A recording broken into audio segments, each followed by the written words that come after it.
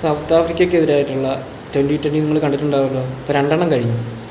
ഫസ്റ്റിലത്തേൽ ശുമാൻ ഗില്ല് എത്ര എണ്ണം അടിച്ചു, രണ്ടാമത്തെ കളിയിൽ ഗില്ല് എത്ര അടിച്ചു. സഞ്ജുവിനെ കളിപ്പിക്കാതെ അവർ ഗില്ലിനെ തന്നെ കളിപ്പിച്ചുകൊണ്ടിരിക്കുക. എത്ര പ്രാവശ്യം ഡക്കായാലും 10 റണ്ണിന് താഴെ അടിച്ചാലും പുള്ളിയെ തന്നെ ടീമിൽ പിന്നെ ഇടും.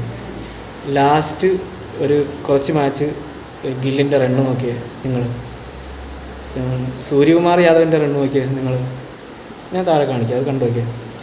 ഇനി സഞ്ജു സാംസൻ്റെ 10 മാച്ച് ലാസ്റ്റിലത്തെ അത് കണ്ടു നോക്കിയേ.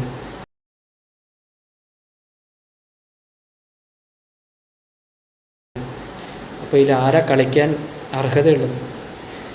ഈ ഗൗതം ഗംഭീർ കോച്ച് ആവണതിന് മുമ്പ് എന്താ പറഞ്ഞതെന്നറിയില്ല, സഞ്ജു ഇനി 20 പ്രാവശ്യം ഡക്കായാലും സഞ്ജു തന്നെ കളിക്കുമെന്ന്.